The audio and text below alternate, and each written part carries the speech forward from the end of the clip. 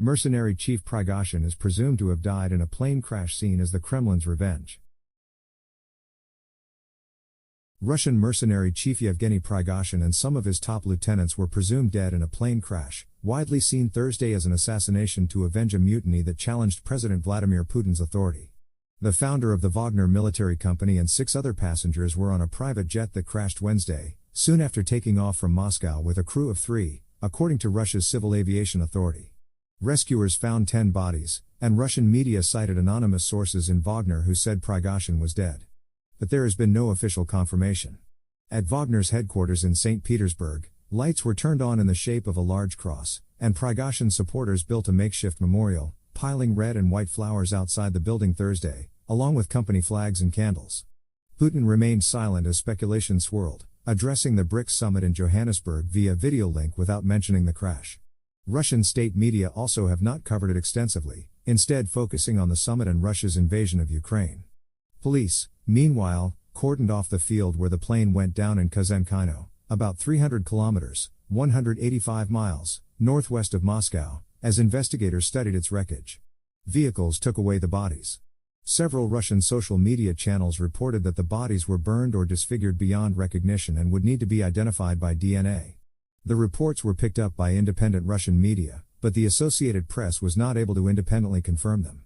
Prigozhin supporters claimed on pro-Wagner messaging app channels that the plane was deliberately downed, including suggesting it could have been hit by an air defense missile or targeted by a bomb on board. Those claims could not be independently verified. Russian authorities have said the cause of the crash is under investigation. Kazan resident Anastasia Bukharova, 27, said she was walking with her children Wednesday when she saw the jet, and then, boom, it exploded in the sky and began to fall down. She said she was scared it would hit houses in the village and ran with the children, but it ended up crashing into a field. Something sort of was torn from it in the air, and it began to go down and down, she added. Numerous opponents and critics of Putin have been killed or gravely sickened in apparent assassination attempts, and US and other Western officials long expected the Russian leader to go after Prigozhin, despite promising to drop charges in a deal that ended the June 23 to 24 mutiny.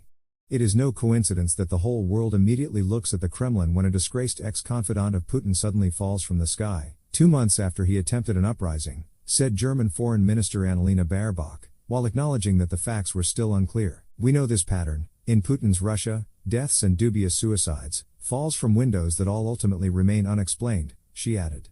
Ukrainian President Volodymyr Zelensky also pointed the finger. We have nothing to do with this. Everyone understands who does, he said. Further fueling speculation that the plane crash was a strike at the heart of Wagner. Among those aboard was a top Prigozhin associate, Dmitry Yudkin, according to the Civil Aviation Authority. Yudkin's call sign was Wagner, which became the company's name. The crash also came the same week that Russian media reported that General Sergei Shurevykhin, a former top commander in Ukraine who was reportedly linked to Prigozhin, was dismissed from his post as commander of Russia's Air Force. Prigozhin was long outspoken and critical of how Russian generals were waging the war in Ukraine, whereas mercenaries were some of the fiercest fighters for the Kremlin. For a long time, Putin appeared content to allow such infighting, and Prigozhin seemed to have unusual latitude to speak his mind. But Prigozhin's brief revolt raised the ante. His mercenaries swept through the southern Russian city of Rostov-on-Don and captured the military headquarters there without firing a shot. They then drove to within about 200 kilometers, 125 miles, of Moscow and downed several military aircraft, killing more than a dozen Russian pilots.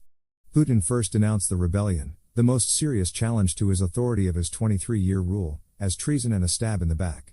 He vowed to punish its perpetrators, and the world waited for Putin's move, particularly since Prigozhin had publicly questioned the Russian leader's justifications for the war in Ukraine, seen as a red line.